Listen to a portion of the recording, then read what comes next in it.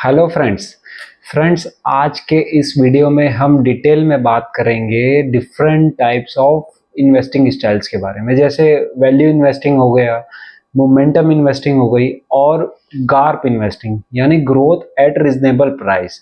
तीनों investing styles को हम डिटेल में समझेंगे और मैं कुछ केस स्टडीज भी लूंगा, मतलब रीसेंट एग्जांपल से जो अभी प्ले आउट हो रही है डिफरेंट डिफरेंट इन्वेस्टिंग स्टाइल में। तो फ्रेंड्स सीधा वीडियो स्टार्ट करते हैं। और वीडियो स्टार्ट करने से पहले मैं आपको स्टैंडर्ड डिस्क्लेमर दे दूं कि प्लीज़ आप इसको किसी भी तरीके का बाय या सेल रिकमेंडेशन न लें। जिस भी कंपनी का मैं एज अ केस स्टडी नाम लूंगा, this video is only for educational purpose. तो फ्रेंड्स सीधा चलते हैं, देखते हैं। सबसे पहले वैल्यू इन्वेस्टिंग। देखो फ्रेंड्स, क्या हुआ था, जो बेंजामिन ग्राहम है, मतलब फादर ऑफ वैल्यू इन्वेस्टिंग, उनका बुक का नाम आप सब लोगों ने सुना होगा, द इंटेलिजेंट इन्वेस्टर करके। उन्होंने कॉन्सेप्ट लाया था वैल्यू इन्वेस्टिंग का। तो उस समय क्या था, वो सिगार बट स्ट्रेटेजी से कंपनीज को बाय करते थे। मतलब जो वॉरेन बफेट के भी, मतलब आप गुरु मान लो या टीचर मान लो, तो उनका क्या स्टाइल रहता कि अगर कोई कंपनी बैठी हुई है, मतलब ज़्यादा उसमें कोई ग्रोथ नहीं है और वो स्ट्रगल कर रही है, तो 100 रुपये के, अगर उस कंपनी के पास 100 रुपये के एसेट है और वो अभी मार्केट में अराउंड 50 रुपीज़ में मिल रही है, ठीक है, 50% बार्गेन में मिल रही है, लेकिन ग्रोथ के कोई चांसेस नहीं है, तो वो जाके उसको बाय कर लेते थे। उसके बाद कंपनी अगर लॉस में है या जैसे भी, तो मतलब लॉस में वो कंपनी को बंद करके सीधा सीधा जो उसके एसेट्स है 100 रुपए को, उसको अलग अलग, मतलब कोई भी, जैसे आप मान लो मशीन को, कोई भी मशीन है, उसका ऊर्जा पूर्जा अलग करके उसको सेल कर दी और 100 रुपए अपने घर ले गए। 50 रुपए को चीज में लिए, क्योंकि भाई लॉस मेकिंग थी, किसी का उसमें ध्यान नहीं था, और वॉलेटिलिटी के नाम से भाई उसका प्राइस जो है अभी लिस्टेड 50 रुपए। ठीक है, समय के हिसाब से बहुत अच्छी स्ट्रेटेजी थी, वॉरेन बफेट ने भी यही सीखा था उनसे। फिर धीरे धीरे जैसे जैसे जैसे चेंजेस आए, तो वॉरेन बफेट साहब ने क्या किया कि वो थोड़ी सी ट्विक कर लिए, मतलब अपनी इन्वेस्टिंग को वो, मतलब क्वालिटी कंपनीज ढूंढने लग गए। मतलब उनको समझ में आ गया कि भाई जो कंपनी एकदम सस्ती मिलेगी, चीप मिलेगी, उसमें ग्रोथ के चांसेस नहीं रहेंगे, वो डूबी हुई रहेगी या लॉस मेकिंग रहेगी, या ऐसे जो भी इस टाइप की जो कंपनीज हैं। तो उन्होंने क्या फंडा अपनाया कि भाई मैं कंपनीज खरीदूंगा, मतलब उतना बार्गेन करके नहीं खरीदूंगा, ग्रोथ कंपनीज में टारगेट करूंगा, बशर्ते उसका प्राइस जो रहे थोड़ा सा रीजनेबल रहे, नॉट चीप, मतलब एट अ गुड प्राइस, मतलब at, not at great price but at good price या रीजनेबल प्राइस। मतलब जो अच्छी क्वालिटी कंपनीज है, जिसमें ग्रोथ के बहुत अच्छे चांसेस हैं, वो उनको सेलेक्ट करते थे एट एट अ रीजनेबल या गुड प्राइस। ठीक है, तो इससे क्या होता है कि अगर कोई कंपनी को हम परचेस कर रहे हैं जिसमें ग्रोथ के बहुत अच्छे आउटलुक्स हैं और हम उसको रीजनेबल प्राइस में, मतलब एट गुड वैल्यूएशंस में परचेस कर रहे हैं, तो हमारी जो बॉटम साइड है, मतलब जो डाउन साइड है, वो कैपिंग हो जाती है। बियर मार्केट आएगा या कंपनी में कुछ भी खराब हो जाता है या रिजल्ट्स खराब आ जाते हैं, हमारे एक्सपेक्टेशन से परफॉर्म नहीं कर पाती, तो स्टॉक उतना तेजी से क्रैश भी नहीं करता है। तो यही है सिंपल सा इसका फंडा गार्प इन्वेस्टिंग का, मतलब growth at reasonable price. Third आ जाते हैं हम मोमेंटम इन्वेस्टिंग में। मोमेंटम इन्वेस्टिंग में देखो आप कि होता क्या है कि मोमेंटम इन्वेस्टिंग में हम प्ले कर रहे हैं होते हैं ग्रोथ एट एनी प्राइस, मतलब बाप इन्वेस्टिंग, BAAP, बाप मतलब बाय एट एनी प्राइस। हमको मतलब नहीं है उसका पी कितना है, कितने वैल्यूएशंस पे मिल रही है, भाई वो ग्रोथ कर रहा है और इंडस्ट्री अपने सेक्टर में बहुत तेजी से, मतलब फास्टेस्ट ग्रोइंग प्लेयर है और सबको बीट कर रहा है।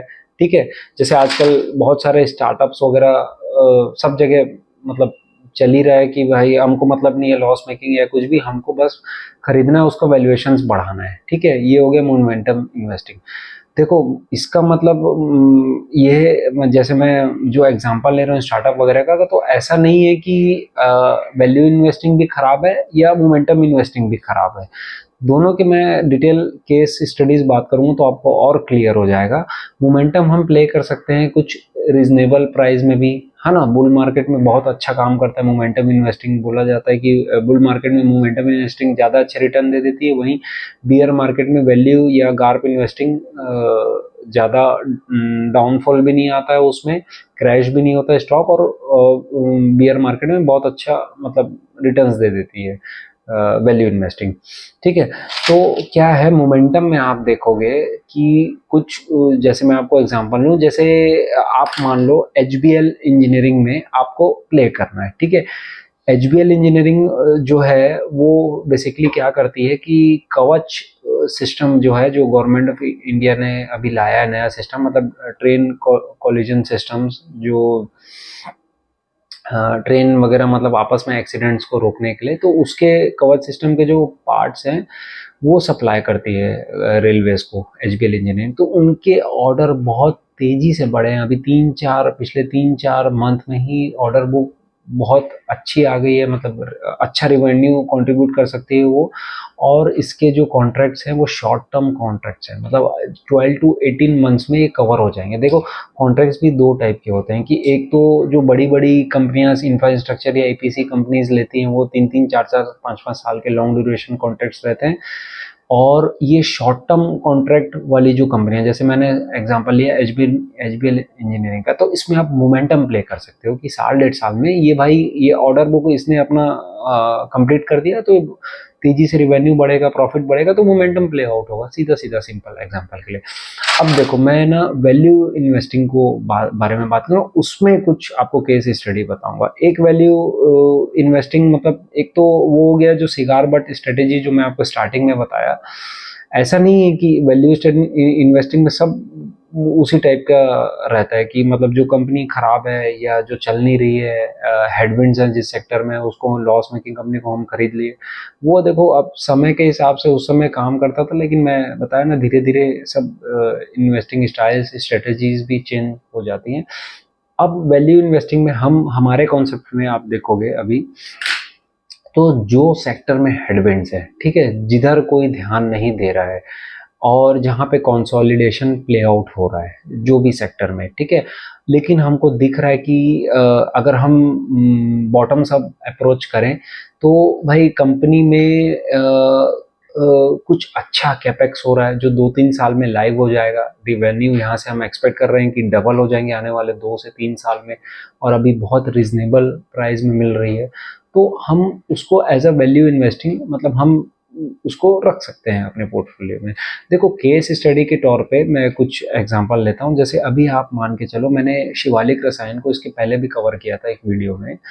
तो कंपनी एग्रोकेमिकल बिजनेस से थी, बहुत हेडविंड्स हैं, ठीक है। अभी चाइना से मतलब बहुत डी स्टॉकिंग हो रही थी, डंपिंग हो रही थी केमिकल्स की, एग्रोकेमिकल्स की। तो मतलब ना प्राइस मिल रहा था एक्सपोर्ट्स में ना कुछ, तो वो प्रॉफिटेबिलिटी में बहुत फर्क आ रहा था। तो मैंने जब डिटेल में कवर किया था तो मैंने बताया था 2018 तक ये पूरा कमोडिटी बिजनेस था इसका, और ये कोई स्पेशलिटी केमिकल्स में फोकस नहीं करती थी। उसके बाद धीरे धीरे इसने फोकस किया 2080 के बाद, मतलब R&D रिसर्च बैठाया, 4-5 साल सब किया, और एपीआईज में इन्होंने काम करना स्टार्ट किया, कुछ एक्वायर भी की कंपनी, तो ताकि ये स्पेशलिटी केमिकल्स में फोकस कर सके, मतलब फार्मा वाले अपने उस वर्टिकल को बढ़ाया। तो देखो बिजनेस में चेंज आए, ठीक है। उसके बाद फिर यूएस एफडीए से अप्रूवल वगैरह भी मिला इनको 2024 में रिसेंट में, और 2 नए प्लांट भी सेटअप हो रहे हैं। तो क्या है कि अभी जो एक ही प्लांट, अभी मैंने बताया था डिटेल में कि एक ही प्लांट से पूरा फुल रेवेन्यू आ रहा है। 2 एग्रोकेमिकल के प्लांट्स है, एक फार्मा का प्लांट है, और कैपेसिटी फुल यूटिलाइज मतलब आने वाले साल भर में फुल यूटिलाइजेशन हो सकता है कैपेसिटी का, तो रेवेन्यू बहुत तेजी से जंप कर सकते हैं। आउटलुक ये था, फंडामेंटल ट्रिगर मतलब ये था। तो यहाँ देखो, यहाँ ये मतलब आप अभी हेडविंड्स हैं और चारों तरफ से चारों खाने चित्त हैं, तो मतलब ऑब्वियस है ऐसे जगह कोई ध्यान नहीं देता। ज़्यादातर लोग क्या सब फोमो में घूमते रहते हैं, सब हाइप में देखते रहता हूँ मैं आपस में, अपने जितने भी फ्रेंड सर्कल है या कुछ भी, सब एक दूसरे पूछते रहते हैं कि आप क्या बाय कर रहे हो, आप क्या कर रहे हो भाई, डिफेंस, PSU, फिर अभी ये सब सब जोमेटो स्विगी चल रहा है सब जगह। तो इस टाइप की कंपनीज में, बोरिंग कंपनीज में कोई ध्यान नहीं देता कि जहाँ पे आप वैल्यू प्ले कर सकते हो। तो केस स्टडी के तौर पे मैंने बताया कि आप अभी हेडविंड्स को, और जो जो company bottom of this cycle है, और आने वाले समय में 2-3 साल में हमको एक फंडामेंटल ट्रिगर प्ले आउट हो सकता है, कैपेक्स हो सकता है, तो आप उसको एज अ वैल्यू इन्वेस्टिंग आप अपने पोर्टफोलियो में आप रख सकते हो, ऐसे कंपनीज, या एक वॉच लिस्ट बना सकते हो, ठीक है, फॉर फॉर वैल्यू। अब देखो और भी कुछ कंपनीज है, जैसे हमने कवर किया था पेनार इंडस्ट्रीज हो गया, और जिसमें मतलब बिजनेस मॉडल चेंज हो रहा है, जो तेजी से, जिसका रिवेन्यू ग्रोथ नहीं आ रहा है उतना, लेकिन उसके बिजनेस मॉडल में कुछ ऐसा चेंज हो रहा है कि एबिटा मार्जिन्स आने वाले साल, 2-3 साल में इंक्रीज होने वाले हैं, तो प्रॉफिट मार्जिन ऑब्वियस है इंक्रीज होगा। तो पेनार इंडस्ट्रीज भी बिजनेस मॉडल मैंने आपको बताया था कि चेंज हो रहा है, वो वैल्यू एडेड प्रोडक्ट्स में ज़्यादा फोकस कर रहे हैं, और पीईबी इंडस्ट्री में भी फोकस कर रहे हैं, ठीक है।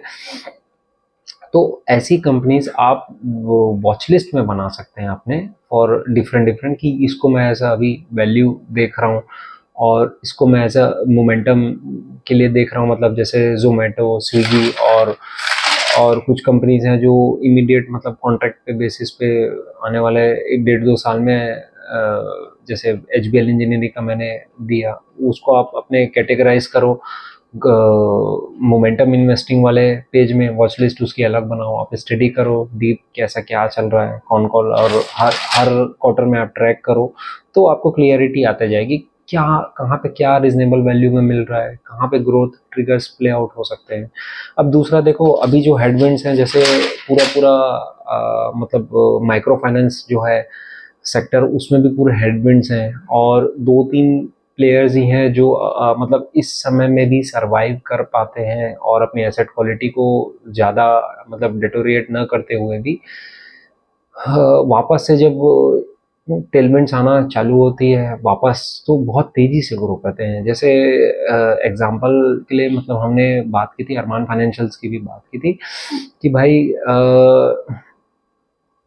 मतलब रिस्क रिवॉर्ड वाला जो चीज़ है, देखो MFI मतलब सीधा सीधा अनसिक्योर्ड लोन वाली कहानी आ गई, तो जो बहुत अच्छे से रिस्क को मिटिगेट कर ले, मतलब अरमान फाइनेंस का पास्ट रिकॉर्ड भी, ट्रैक रिकॉर्ड भी देखोगे, तो जब जब हेडविंड्स आती है तो रिस्क को बहुत अच्छा मिटिगेट कर लेते हैं, और उसके बाद फिर जब साइकिल टर्न होती है, तो AUM का तेजी से ग्रोथ होना, डिसबर्समेंट्स का ग्रोथ होना, रिस्क को मैनेज करते हुए, मतलब पास्ट ट्रैक रिकॉर्ड बहुत अच्छा रहा है अरमान फाइनेंस का। अब ऐसा नहीं है कि पास्ट ट्रैक रिकॉर्ड बहुत अच्छा रहा है तो फ्यूचर में भी ये अच्छा ही करेगी, ठीक है, हमको ट्रैक करते रहना है, हम लाइव रहेंगे, हर क्वार्टर में देखते रहेंगे कौन सी कंपनी कैसे क्या परफॉर्म कर रही है। अलग अलग कंपनी है, बहुत सारी कंपनी है, क्रेडिट एक्सेस, ग्रामीण हो गई, और भी जो डिफरेंट डिफरेंट MFI में प्ले करती है, हम सबको देखें, सबकी वॉच लिस्ट बनाए, कब कंपनी क्या, कौन कौन में क्या गाइडेंस कर रही है आने वाले, कब 1-2 क्वार्टर में सुधार आ रहा है कि नहीं। तो एज अ मतलब आप इसको एज अ वैल्यू ले कि भाई अभी हेडविंड्स हैं, कोई ध्यान नहीं दे रहा है, और हमको लग रहा है कि आने वाले 2-3 क्वार्टर्स में वापस साइकिल अपटर्न के लिए जा सकती है, तो हम इसको अपने पोर्टफोलियो में as a value add add मतलब ऐसी कंपनीज को वॉच लिस्ट में डाल सकते हैं, ठीक है। अब देखो दूसरा क्या है, प्राइवेट बैंक्स भी बहुत सारे 3-4-5 साल से मतलब ज़्यादा मतलब स्टॉक प्राइस में कोई मूवमेंट नहीं आया, लेकिन बहुत सारे अच्छे कुछ बड़े प्राइवेट बैंक्स भी हैं जिनमें प्रॉफिटेबिलिटी डबल या उससे भी ज़्यादा हो गई है। पैट पैट आप देखोगे जाके, तो पैट नेट प्रॉफिट डबल या उससे भी ज़्यादा हो गया, और ग्रोथ स्टॉक प्राइस में उतना मूवमेंट नहीं है। तो सीधा सीधा क्या है कि अभी अपने प्राइस टू बुक मतलब बहुत बिलो 3 और 2.5 के भी नीचे चल रहे हैं, तो उसमें भी एक वैल्यू इन्वेस्टिंग प्ले आउट हो सकती है कि भाई अब ग्रो तो कर ही रही है, पैट तो बढ़ ही रहा है, तो रीजनेबल वैल्यूएशंस में मिल रहा है, तो हम मतलब वॉच लिस्ट में देखें, और उस हिसाब से कन्विक्शन बिल्ड करके हम अपना बाय सेल का जो भी कॉल लें। अब फ्रेंड्स आते हैं हम थर्ड, जो मैं आपको बताया कि गार्प इन्वेस्टिंग मतलब ग्रोथ एट रीजनेबल प्राइस। तो इसमें क्या है, हमको अपनी डाउन साइड को कैपिंग करना है और अपसाइड पोटेंशियल मैक्सिमम रहे, और इमीडिएट मतलब जैसे हमको ग्रोथ दिख रही है जो भी उसमें, जैसे फॉर एग्जांपल के लिए इंटर आर कंपनी को मैंने कवर किया था दो तीन हफ्ता पहले। तो आप इसका देखोगे तो इसका पी बिलो 25 है, और ग्रोथ मतलब अबो 25-30 के ऊपर ही है, पैट में भी ग्रोथ है, ऑपरेटिंग लिवरेज भी है, रिवेन्यू भी 20-25% के ऊपर ही ग्रोथ हो रहा है। तो आप इसका पैग रेशियो 1 के आसपास ही है, बिलो 1 भी चले गया था एक टाइम। तो इसमें क्या हो रहा है, ये रिसेंटली इन्होंने कैपेसिटी 40,000 मेट्रिक टन का लाइव कर रहे हैं अभी इस क्वार्टर में। उसके बाद ये बोल रहे हैं नेक्स्ट फेज में 40,000 का और एक कैपेसिटी डाल रहे हैं। तो इस टाइप की जो कंपनीज है उसको आप अपने वॉच लिस्ट में डालें एज अ गार्प इन्वेस्टिंग। ठीक है, आई होप क्लियर हो रहा होगा आपको। तो ऐसे कैटेगराइज करके हम धीरे धीरे अपना एक वॉच लिस्ट बनाएं, और आप देखेंगे, आप जितना आप मैनेजमेंट से रूबरू होंगे, अलग अलग कौन कॉल्स में क्या गाइडेंस चल रही है, ग्रोथ क्या, कहाँ पे कैपेसिटी आ रही है, कैपेक्स हो रहा है, तो आपको क्लियर होते जाएगा फंडा कि हम कैसे कैसे अलग अलग इन्वेस्टिंग में स्टाइल में हम अलग अलग इन्वेस्टिंग स्टाइल की हम कंपनीज को अपने पोर्टफोलियो में रख सकते हैं।